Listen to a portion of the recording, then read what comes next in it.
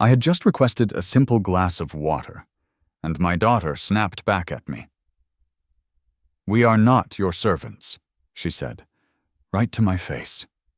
While I lay there completely drained in the home I had worked my entire life to provide, right after my major heart operation, as her father, the one who had sacrificed everything for her joy, I experienced a betrayal that cut deeper than any physical agony. They believed they could get away with it, thinking they held all the power over me. But then I declared, "You have 48 hours to vacate this house."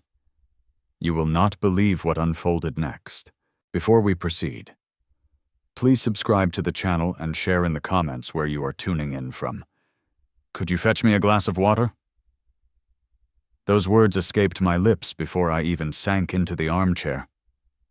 4 days in the hospital had left me dehydrated in more ways than just physical thirst. The bandages tugged at my chest with every inhale, a relentless reminder of the ordeal my heart had just survived. Emily paused in the kitchen entrance, her face turning from slight irritation to outright frostiness. "Seriously, I just returned from the hospital." My voice came out feebler than I wanted. The ride home had worn me out more than anticipated, and now even this basic exchange felt like scaling a mountain. She folded her arms tightly, the motion quick and intentional. "We are not your servants."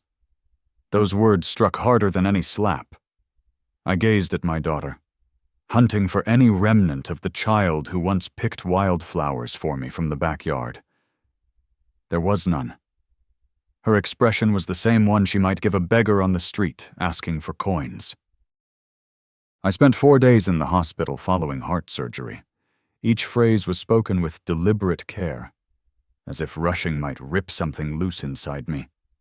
I am simply asking for water. Ryan did not even glance up from the TV. The remote sat in his lap like a symbol of his apathy. Some quiz program blasted canned laughter, while my plea lingered unanswered in the space between us. "The kitchen is right there." Emily waved loosely toward the sink, her wedding band reflecting the late afternoon sunlight pouring through the window. "You have legs." I clutched the armrests and heaved myself upright. The incision site throbbed in defiance, shooting intense waves of pain across my torso. My sight blurred briefly, forcing me to halt midway between sitting and standing. The sutures felt on the verge of bursting, potentially leaving me collapsed on the living room rug. "Take it easy." "Dad." Emily's tone lacked any real empathy. It was the empty sympathy people offer to avoid seeming utterly callous. "We do not want you tumbling and creating more hassle for us." More hassle. As though looking after the man who raised her was some imposed chore. I recalled all the cups of water I had brought her during her childhood illnesses, all the late-night reassurances when bad dreams disrupted her rest. Those recollections seemed from another existence now.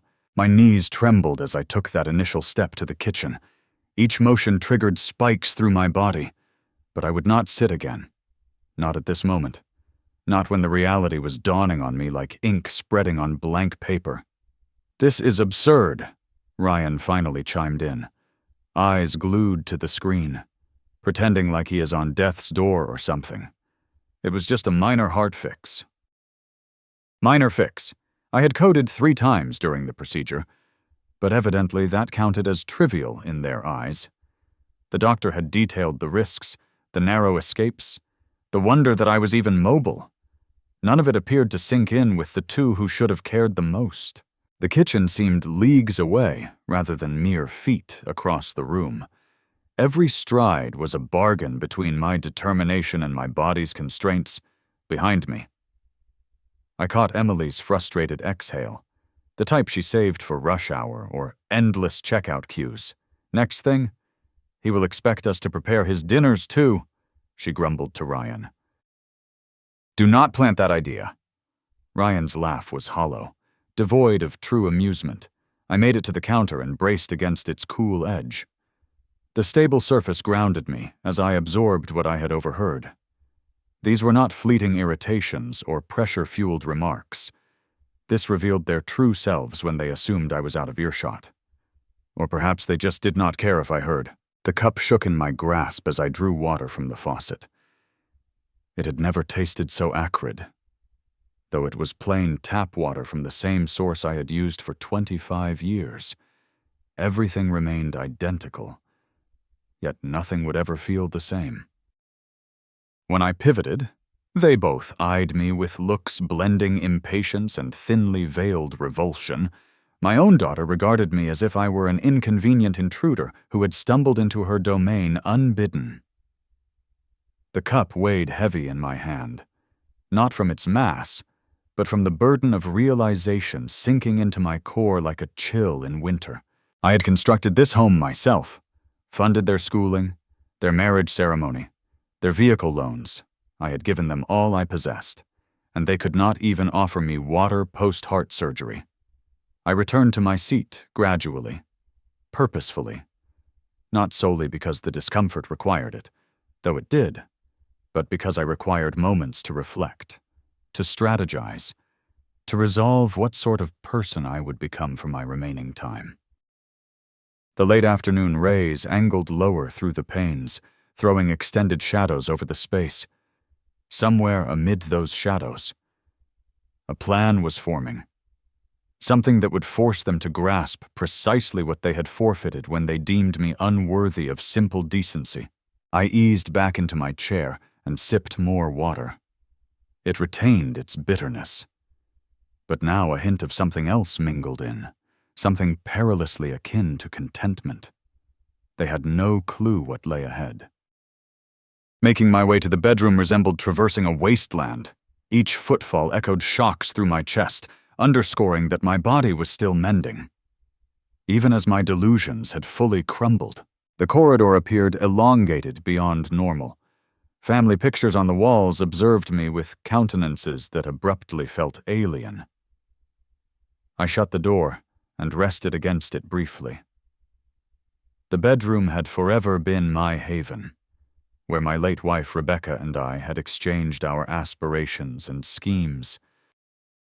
Now it served as a shelter from my own kin. The bed embraced me like a long-time companion as I gingerly settled onto the covers. My incision protested with acute echoes of fresh injury, but the heartfelt scars pierced deeper than any blade. I fixed my gaze on the ceiling, reliving those poisonous words repeatedly. We are not your servants. My own daughter had viewed me as a load she must bear. The very daughter whose university fees I had covered without hesitation, whose wedding had drained me of nearly $25,000, whose car installments I had shouldered when Ryan was unemployed last year. Recollections surge when most vital. 6 years back, after Rebecca's burial, I had sat right here, facing one of life's pivotal choices. The payout from insurance was generous, sufficient to secure a modest place for myself and aid my daughter in launching her wedded life correctly. I recalled heading to the property agency, my hands quivering as I endorsed the title transfer forms. The residence, this very one, had been my present to Emily and Ryan. 4 bedrooms, 3 baths, a completed lower level, and a garden where I envisioned future grandkids frolicking. "Dad, this is excessive," Emily had murmured that day, tears cascading down her cheeks. "We cannot take this." But I had persisted. "Kin looks after kin," I assured her. "Your mother would have desired your stability." Ryan had clasped my hand with apparent sincere appreciation, vowing that I would always belong here, that they would tend to me in my later years. Those vows seemed like vapor now, vanishing in the stark glow of truth. The afternoon light slanted through the drapes, projecting known shadows over furnishings I had acquired decades prior. All in this chamber once was mine. Now it belonged to them by law, and they handled me like an uninvited visitor in my former abode. I pondered the additional bestowals, the innumerable occasions I had freely opened my purse. When Ryan's enterprise flopped and they required $7,000 to evade insolvency. When Emily wished to revamp the kitchen and the quote hit $10,000. When their vehicle failed and they demanded a dependable replacement immediately. Each instance I had agreed. Each time they had shown thankfulness and affection. But gradually gratitude morphed into anticipation, and anticipation solidified into presumption. My chest constricted, uncertain if from the surgical area or the heaviness of insight. The trend was evident now, making me question how I had overlooked it so long. They ceased viewing me as a voluntary benefactor and began seeing me as a boundless well of aid without duties. The cards in my billfold felt laden with potential. David Thompson, attorney at law. I had engaged him for the home transfer and various legal affairs through the years.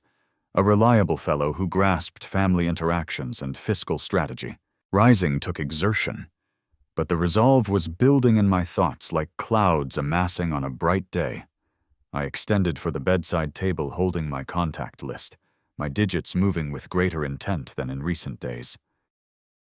There were avenues I had not pondered before, lawful paths that could make them comprehend the real worth of what they had dismissed. Sunday morning dawned with the sharpness that follows a restless night of choices. I had phoned David Thompson at 8 precisely, regretting the weekend intrusion, but stressing the need for prompt advice on a kin issue. His voice held the consistent expertise I recalled from past interactions. Certainly. Mr. Miller, considering your recent operation, I can arrive by 11. Emily and Ryan had departed for their routine shopping outing around 10, their exit marked by the typical chorus of vehicle doors and light chatter, implying no shift in their realm. Ideal timing. David showed up exactly at 11, toting the same weathered leather case he had used for every session over the last 12 years. His charcoal suit hinted at a weekend concession given without grievance, and his solid grip reminded me why I selected him for critical affairs. Please take a seat anywhere comfortable. I motioned to the sitting area, thankful my bodily vigor had recovered enough for proper dealings. He positioned himself in the seat facing mine, unlatching his case with routine skill. You referenced family worries on the call. How may I assist? I had practiced this instant during my alert hours. Picking terms that expressed urgency without excess sentiment, I must examine the legal status of the residence gift I granted my daughter 6 years past. Particularly, what alternatives might arise if situations have altered drastically? David's brows arched mildly, but his demeanor stayed neutrally expert. The asset passed to Emily. Yes. Allow me to retrieve those records.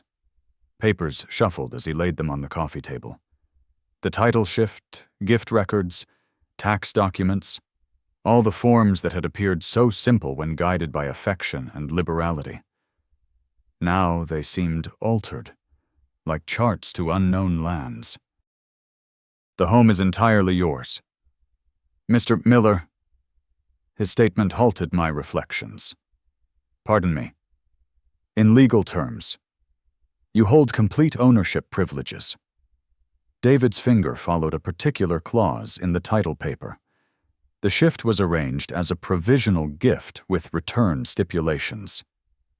Typical for kin asset transfers. My pulse quickened, unsure if from surgery aftermath or emerging optimism. What precisely does that entail? It signifies that although Emily possesses the title, the asset returns to you automatically under defined scenarios. He rotated the paper toward me, indicating thick wording I had signed but not wholly grasped. Substantial shift in conditions, neglect to offer promised support or lodging, or violation of kin duties. The terms blurred before me as their meanings solidified. 6 years earlier, David had demanded these safeguards, describing them as routine protections that I had scarcely heeded in my zeal to secure my daughter's tomorrow. How swiftly could such a return activate? I inquired, startled by the firmness in my tone. with appropriate proof of altered conditions. 45 days from submitting notice, David's manner stayed factual, as though we debated routine filings instead of reclaiming my existence. You would need to prove significant violation of the initial gift terms.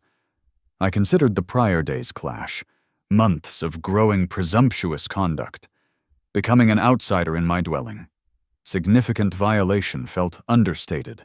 What form of proof would suffice? Testimonies from witnesses, signs of shifted situations, records of broken pacts? David organized the papers neatly, though I must note this demands thoughtful review. Kin-asset conflicts can leave enduring marks. Through the glass, I spotted Mrs. Larson from adjacent, tending her yard, regular Sunday morning tasks persisting as my reality quietly pivoted. The residence felt transformed now, aware it remained lawfully mine, that I was not as helpless as presumed. What might the schedule resemble for assembling such proof? That hinges on existing evidence and your desired pace. David secured his case, leaving documents accessible. Are we discussing prompt steps or scouting future paths? The query lingered like a crossing I had not yet committed to. Far off, I heard a vehicle nearing, likely too soon for Emily and Ryan's comeback. But it signaled my private plotting time had bounds, I believe. I stated cautiously that I should assess if the present setup could mend before irreversible moves. David nodded sagely, like one who had navigated similar family junctions. That appears wise. Maybe we ought to outline what that assessment could involve. Nightfall brought the known noises of car doors closing and bags crinkling. I placed myself by the kitchen basin, aligning my appearance to seem ordinary upon their entry. The afternoon had involved digesting David's disclosures, and now I was set to perform my trial. Emily entered first, burdened with store sacks. Her stylish shades gleamed in the hall illumination as she towed off her footwear with habitual disregard. Ryan trailed, managing keys and apparent food boxes. "How was your outing?" I queried, voice truly curious. "Fine." Emily's answer bore the same curt edge from yesterday, but now I perceived it differently, not as a child's offhand response, but as material for a legal dossier. They advanced to the kitchen via the sitting room, and I delayed until they stowed their items before voicing my appeal. Calculated timing was key for this experiment. "Could you get me a glass of water since you are standing?" The request halted Emily as she grabbed her bag. Her look changed from blank to bothered instantly. "Cannot you rise yourself?" Ideal, nearly identical to yesterday's reaction. But now I was ready to probe deeper. I am still healing from surgery. It would truly assist. Ryan lifted his gaze from his device with clear aggravation. "You reached the kitchen, okay? What is the issue with a few extra paces?" I kept my composure, mentally noting every harsh phrase for David's files. "I hoped you might display some regard for your father, fresh from heart surgery." Enough drama. Ryan's words edged with the annoyance of disrupted ease. "You are not helpless. Cease behaving like one." Emily agreed with a nod, her ring sparkling as she waved offhandedly.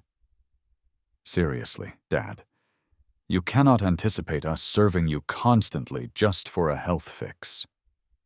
Health fix? As if my heart failing 3 times on the table equated to a routine checkup. I rose leisurely, ensuring they witnessed the strain, the manner my palm pressed my chest. Where the wound still pained, I see, my tone stayed even, though a chill settled in my gut. So requesting aid from family is unreasonable. When you can manage alone? Yes. Emily's reply was cutting and conclusive. "We are not your personal attendants." There it was once more. The line that had demolished my hopes yesterday now affirmed what I knew. They had not altered.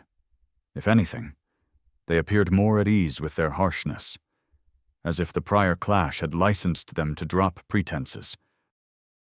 I proceeded to the sink and filled my cup. Every step intentional and paced. Behind me, they resumed their nightly pattern. Emily organizing purchases. Ryan claiming his preferred seat with the controller. The water tasted just as it had yesterday, but this time I sipped it without the sourness of dashed hopes. This time I sipped with the fulfillment of a man who had secured the proof he required. "Did you locate all you sought while out?" I asked, rejoining their spot. "Most of it." Emily did not glance up from her buys. "I will likely return next weekend for that light fixture I fancied for the bedroom. Our bedroom. The room in the home that was legally mine, where she plotted acquisitions with funds better suited for those who merited this space. Every nonchalant claim of possession, every brusque remark, every instance of cold apathy built a dossier David could employ. I nodded reflectively. That seems a solid scheme. Ryan eyed me suspiciously, as if my rational reply was troubling. "You okay? You appear changed today, Changed. If he only knew how transformed things were poised to become. But that dialogue would await another time. When my elements were aligned and 45 days' notice filed correctly. Just contemplating family, I responded honestly about what truly counts. They resumed their night pursuits, seemingly content I had embraced my role in their order. The TV glowed with a contest show where folks vied for unearned prizes, which felt strikingly fitting. I drained my water and placed the cup down gently. Tomorrow I would contact David again. 25 minutes later, I stood at the sitting room threshold and finalized my choice. I require you both to depart my home. The quiet that ensued resembled the instant before thunder. Emily's periodical slid from her hold, hitting the coffee table softly. Ryan's finger halted on his screen, his face moving from lax disregard to keen focus. "What did you utter?" Emily's tone held a menacing sharpness I had never encountered. "This is my home. I want you to gather your items and seek elsewhere to reside." Each term emerged steady and distinct, supported by David's morning insight on my legal entitlements. Ryan rose gradually, his stature lending gravity to his stance. "You are joking, correct? This is our residence." "No," I countered serenely. "This is my residence. I presented it as a gift, but that gift included conditions. You have violated those conditions." Emily leaped up, her cheeks reddening with fury and what resembled sheer alarm. "You cannot simply evict us. We dwell here. We possess rights. Actually, you do not." The assurance in my words astonished even me. I consulted my attorney this morning. The title shift contained return provisions. When you neglect the support and respect that formed our initial pact, ownership returns to me. The hue faded from Emily's face as the ramifications struck. No more gratis lodging, no more monetary cushion, no more assuming all while viewing me as a bothersome load. "You are bluffing." Ryan advanced, his pose turning more intimidating. "You are just upset from yesterday, attempting to frighten us. I am utterly earnest. You have 45 days to arrange alternatives." Ryan's chuckle lacked any mirth. 45 days. Where do you suppose we will go? Do you grasp rental costs nowadays?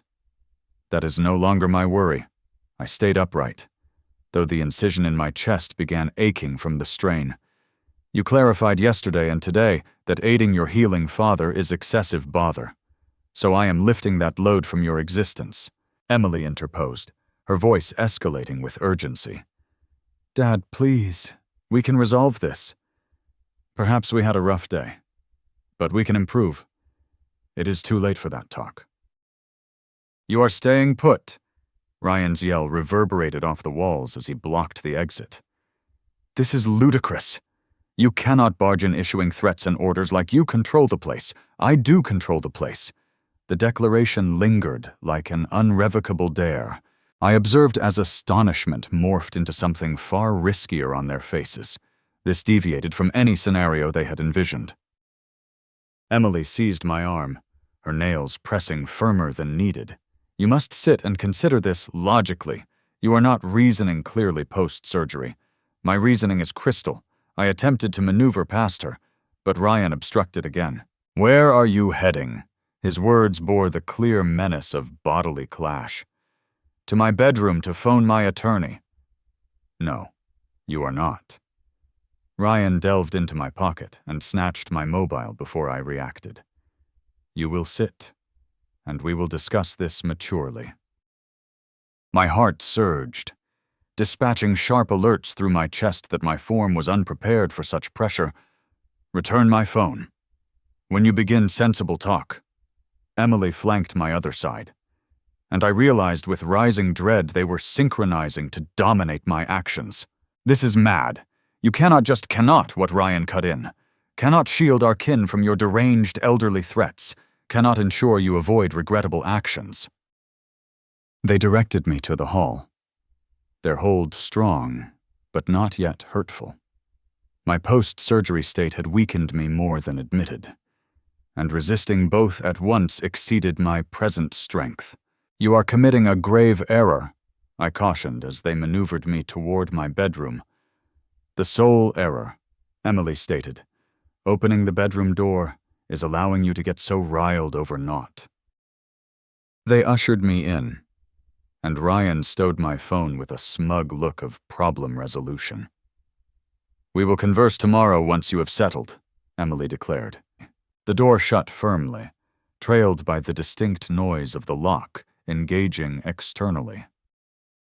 40 minutes testing the knob and inspecting the window verified my suspicions. I was fully confined.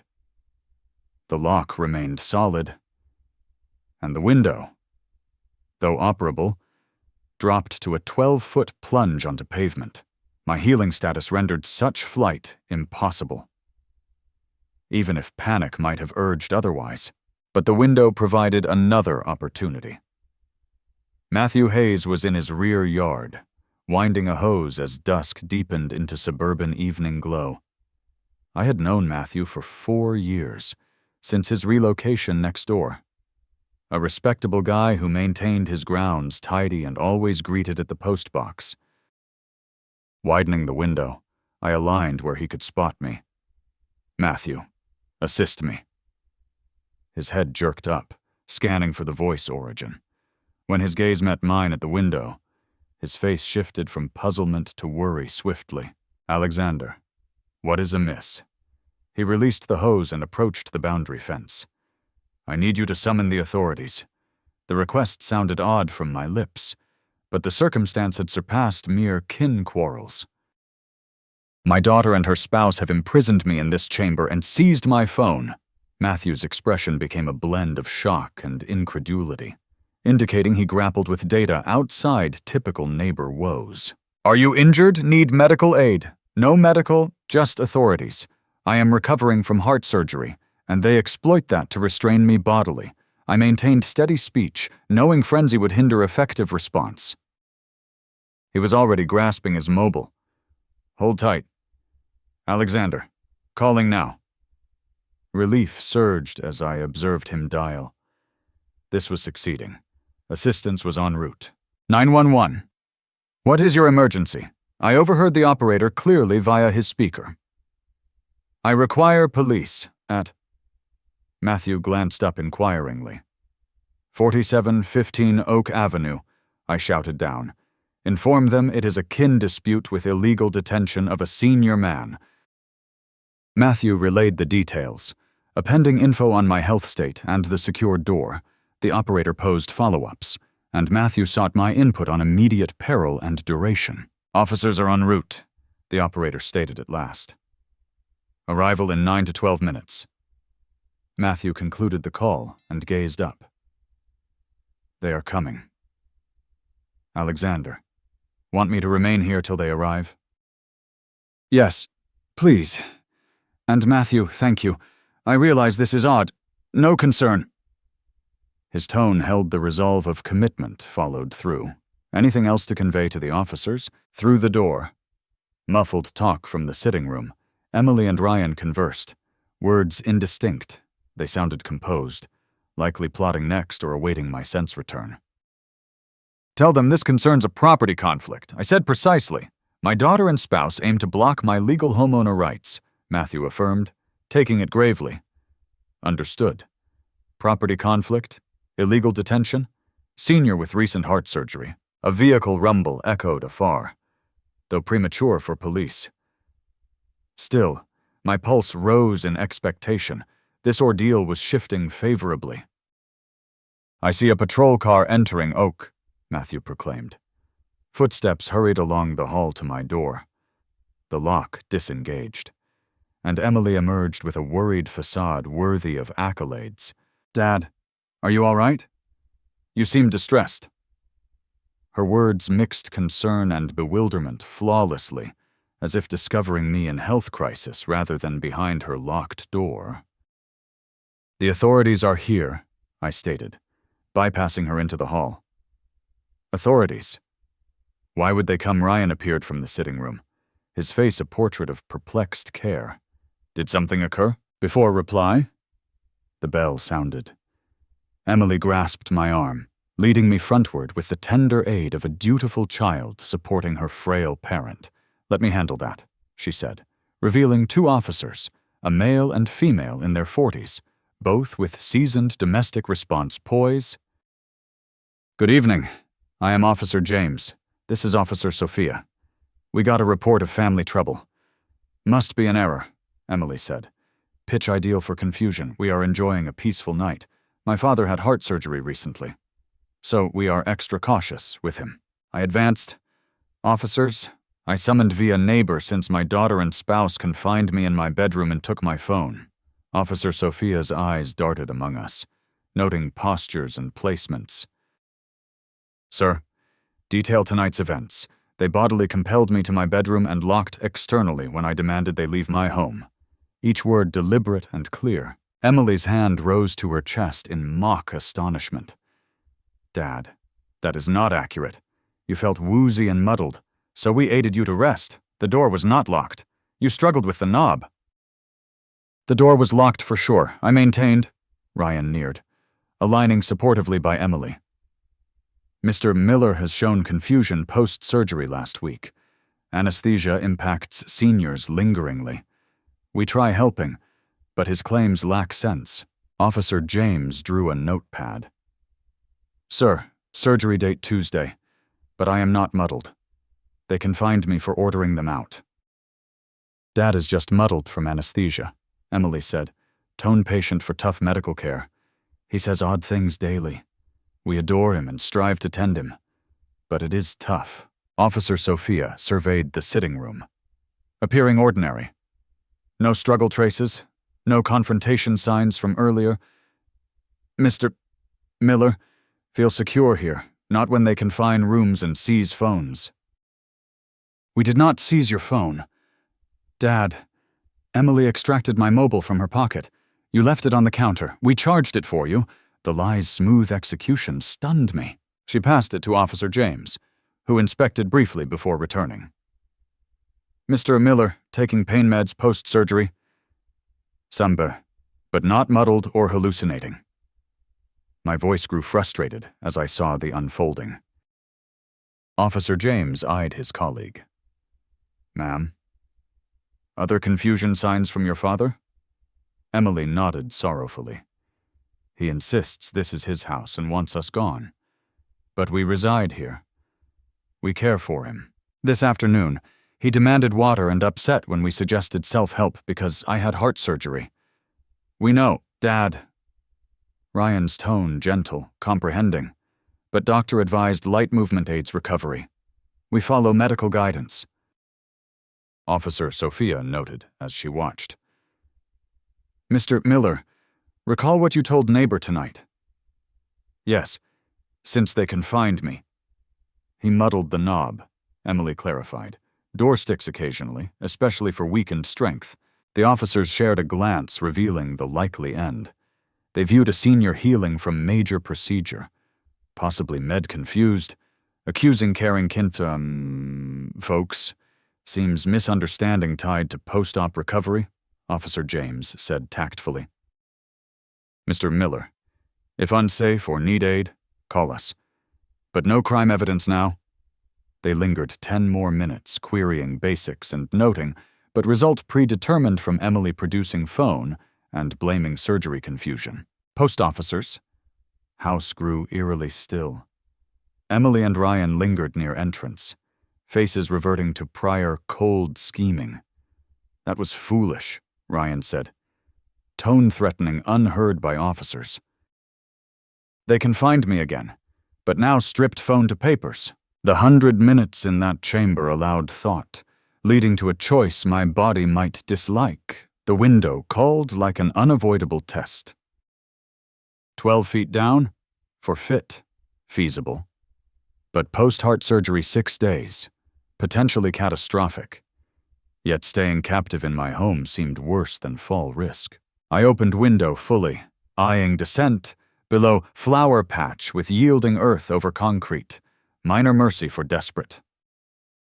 From their room, TV sounds, laughs, casual talk. Emily and Ryan eased into routine. Sure, their police act resolved all. That surety aided me. Window exit demands core power, which surgery briefly steals. Each move sent sharp chest reminders, but family outwitting humiliation burned fiercer than pain. I extended one leg out, then other. Perching on sill like aged thief plotting pitiful heist, ground appeared farther angled, wondering if hopelessness always felt like edging with poor choices. The drop jarred every bone on impact. Agony electrified the incision, and I lay still in flowers, checking for tears. No instant calamity. I rose, dusted soil. Navigating house edge needed stealth unused since childhood games. Steps calculated avoiding gravel and garage sensor. Familiar grounds became hurdle path. At front, I crouched, lifted mat. Spare key exact from 4 years prior. Simple foresight, now divine. Fingers shook, inserting lock. Door opened silently on hinges I oiled last month. Inside felt changed from hour ago. No prison, but not fully home. Midway. A field where first battle faltered, but conflict ongoing. Voices wafted relaxed from sitting room. Weekend plans discussed. Mundane talk from those thinking threat neutralized. Outrageous irony, almost amusing. I stealthily reached bedroom, dodging squeaky boards and direct view. Not confrontation yet. First, documents, attorney contact, legal arms David affirmed. Hall extended like reclaim path. Each step neared proofs I was neither muddled nor weak, just briefly outplayed.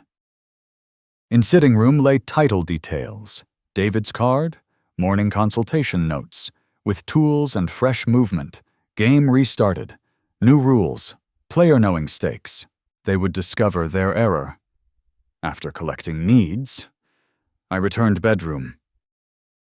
Next morning, window exit as before, I went to David's office, seeming sanctuary that day. Gleaming wood, law tomes symbolizing order in tilted world. He consented 8 meet, foregoing off day for evident urgency. Mr. Miller, you appear sleepless. He poured coffee from home thermos. Detail since yesterday. I recounted evening clash, confinement, backfired police call, David heard uninterrupted, noting pad occasionally, so they bodily locked own bedroom. Convinced officer's surgery confusion. His tone professional indignation, deeply affirming. Precisely. Skilled deceivers. Used health against me. David reclined. Fingers tented classic lawyer think. This alters all. Yesterday possibility, now essential. He extracted prior folder, spreading papers like campaign general. Gift title revocation discussed. No longer options. Immediate steps. How fast given described, quite fast. David grabbed thick law book.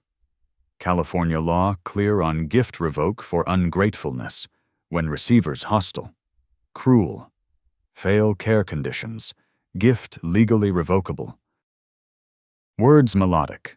After day powerless. Options recalled. Process involved David-typed laptop. First, formal revoke notice. Outlines grounds hostile treat. Fail recovery care. Circumstance change justify reclaim. Then serve notice. 45 days vacate. Fingers keyed templates. Precedents. If refuse. Pursue unlawful hold action. Legal machine efficiency intoxicating post-chaos. Rules, steps, timelines, unarguable by fake tears. Confusion claims. If contest they may attempt, but proof burden theirs show treatment reasonable. Met gift conditions. David's grin confident from similar cases. Given described. Especially police incident. Doubt court scrutiny wanted. David drafted hour. Explaining sections. Legal verbiage armor against emotion tricks nearly costing all. Revoke notice ready serve tomorrow, he said, printing official copies. Suggest professional server over self-delivery. If claim incompetent, favors us now. David stacked. Police confusion claim seen elder abuse. Using health dismiss valid property concerns. Irony perfect. Manipulation created evidence justifying revoke. How long final if uncontested? Suspect, once legal grasp, possession 60 days. David sealed envelope copies. Psychological hit immediate. Control illusion realized. Leaving. Felt unseen since Friday. True hope. Law sided. Pro rep. Can learn elder inconvenience consequences. David, thanks for today. Mr. Miller, weekend unconscionable. Glad correct? Handed envelope. Call tomorrow post server schedule. Exiting. All changed. No confused elder baseless accusing. Owner exercising rights. Pro rep. Law process. Drive home time plan next phase. Tuesday morning clarity. Official papers. David Thompson. Letterhead. I stood sitting room. Holding life changers. Awaiting ideal reclaim moment. Emily kitchen coffee. Moving owned house confidence. Ryan table, phone scrolling. Unaware world collapse. Emily, Ryan. Need both here. Voice authority unheard before. Not confused sick plead water. But firm command cardholder. They glanced exchanging as entered. Emily mild annoy. Like interrupting vital over-deliver adult life news. Held documents, ensuring official view, eviction notices. 48 hours remove selves. Belongings my property. Silence deep. Emily mug halted mid-sip. Disbelief suspended. Ryan phone dimmed. Grip loose. What mean Emily voice, first uncertainty since Friday. Legal reality ignored. Unfolded first. Read. Gift revoke notice. Per California property law. Undersigned owner revokes gift title to Emily Miller. Grounds material ungratefulness. Breach implied conditions. Ryan rose sudden. Cannot serious. House ours. We lived my discretion, forfeited treating unwelcome own home. Continued read. Grounds hostile grantor treat. Fail reasonable recovery care. Deliberate will confinement. Emily set coffee, shaking hands. Dad, crazy. Cannot evict. Nowhere go. Not concerned now. Words freeing. Chance treat healing father decency. Chose cruelty. Manipulation. But police said confused. Ryan voiced desperate rise. Post-surgical issues. Police said convinced. Lawyer intrigued detail how used condition dismiss legitimate property. Reading consequences allowed waited. Fail vacate 48 hours formal eviction. Potential unlawful possession charges. Emily sank chair. Pale. Actually, lawyer, my lawyer. Same original gift 6 years. Fascinated treatment grantor free housing. Dad, please! Emily voice cracked first true emotion since start. Workout, change, no difficult, fix. 48 hours. Folded envelope. Starting now? Ryan neared. Aggressive. Think threaten, after all done you. All done me irony stunning. Locked bedroom. Convinced police incompetent. Exactly. Done me. Let you live here, Emily protested. Let live own house. Placed documents table unavoidable. House bought own money. Gifted thinking provide love care justified generosity. Room quiet, save Emily. Rapid breath. Papers separated old entitlement from new consequence reality. Where go Ryan voice smaller, should considered before deciding not worth basic kindness. Moved hall, leaving process new. 48 hours. Clock ticking. Behind, Emily cry start. Ryan voice rise, urgent calls. Panic sound, sweetest music years. But not done. Still not grasp full lost. Why house meant much first. Wednesday afternoon, yours kitchen table like family. Dynamic fully shifted since Tuesday morning. Emily eyes red cry. Ryan sleepless 3 days. Eviction notice between like bomb. Dad, please. Emily, voice desperation never heard, no mistakes. Treated badly, change, family deserve. Sat quietly. Words fill space. Tablefront manila folder retrieved filing that morning. Documents unseen before. Stressed surgery, Ryan added. Forward earnest. Handled poorly. But love you. Our home. Family. Your home repeated thoughtfully. Tell, Emily. Recall how bought house wiped eyes tissue. Said saved contracting business. Partially true. But down payment source house size neighborhood required big upfront. Emily Ryan glanced. Do not know. Savings, opened folder, spread documents, official Northwestern Mutual Life Insurance letterhead, death certs, beneficiary forms, dated 6 years. House bought insurance money, mother death, silence total. Emily stared papers, foreign language, face confusion, disbelief, dawning horror, painful watch. Life insurance mother kept 25 years provide family security, pointed beneficiary form, 400,000, paid 6 months post-funeral. Emily hands trembled picking insurance, but said never told, did not tell avoid guilt living house mother death bought, wanted see gift loving father, not tragedy purchased. Ryan read over shoulder. Not understand. Why tell now want grasp exactly done? Voice calm. Word waited 6 years grief planning. House locked bedroom. Told police incompetent. Refused water post-surgery. Purchased mother life insurance. Emily. Sound sob gasp. Papers slipped fingers. Scattered table. Died believing provide family security. Talked final weeks. Insurance ensure safe live. Care each. Gathered documents neat. Promised use money, keep family together. Dad, not know. Emily voice broke fully. Not know protected knowledge. Like mother protected policy. Like protected giving house gift over tell purchased mother sacrifice. Ryan arm around Emily, earnest cry. Can fix. Honor memory properly. Can asked quietly. Undo treating unwelcome house mother death, provided take back. Police confused incompetent home intended family sanctuary. Emily looked tears streaming. So sorry. Incredibly sorry. No idea. Mother heartbroken, no house thought unit family became place daughter, chose cruelty over compassion. Stood table, leaving insurance lay. Devastated learn, final gift used weapon against loved father. Moral reality weight, settled heavy blanket. Not just legal ownership disputes, violating sacred trust woman died believing sacrifice, protect, most loved. What do Emily whispered? Make right looked broken, desperate daughter. Finally understood full lost, felt pity mixed justice satisfaction. You have 36 hours.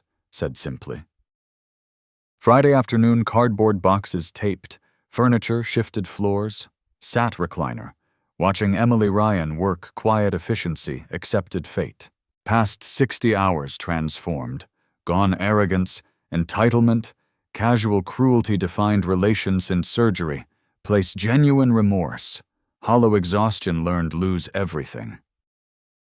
Ryan carried last box's sitting room, avoiding eyes past days. Emily followed suitcase. Movements careful, deliberate, like walking collapsible house. That everything upstairs, said quietly, setting suitcase door with rest belongings. Nodded. No speak. Little left unsaid since Tuesday insurance shattered world, unrepairable pieces. House keys, coffee table between, still keychain Emily bought first gave house 6 years. Small silver charm, home sweet home. Ironic now how sweet home proved not man-made possible. Dad? Emily said. Approaching chair, hesitant steps, unsure right speak. Need no understand did what I did. Looked up. Daughter spent last 48 hours terms cruel father house mother death, purchased family security. No you do, replied. Ryan doorway, keys hand, everything loaded. Ready go. Emily picked house keys table. Holding moment weighed more metal plastic, right? Handed. Fingers trembled slightly. These yours, whispered. Keys felt warm palm. Whether Emily touch or symbolic reclaimed ownership, could not tell. Always did. She nodded, understanding deeper truth. House always mine. Legally, morally, every way mattered. Simply allowed live generosity, repaid contempt cruelty. Sorry about Mom, said voice breaking slightly. Sorry dishonored memory house provided us. Mother wanted treat love respect, said calmly. Heartbroken C chose instead. Ryan forward, extending hand. Mr. Miller, want no take full responsibility part. Supported Emily behavior, participated treating badly, wrong. Shook hand briefly. Now no means lose home. Words perfect justice wait. Made feel unwelcome own house. Treated burden place should felt secure. Now learn homeless feel.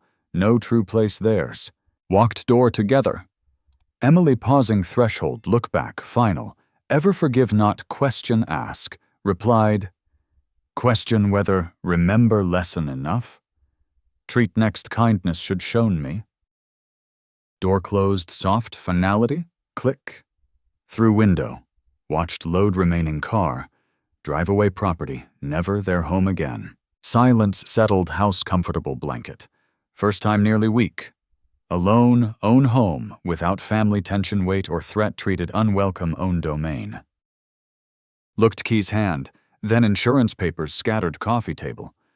Rebecca proud see justice served. No sacrifice ultimately protected loved family. Even took longer expected. Walking room's my house. Truly mine again. Felt unseen since before surgery. Peace. Not revenge peace. Deeper satisfaction justice served. Lessons learned? Outside. Spring afternoon gentle toward evening. I home. If you enjoyed this story, please like the video and subscribe to the channel. It means a lot to us. Share your impressions in the comments below. What did you think about the father's decision, or how the family learned their lesson? Feel free to ask questions too.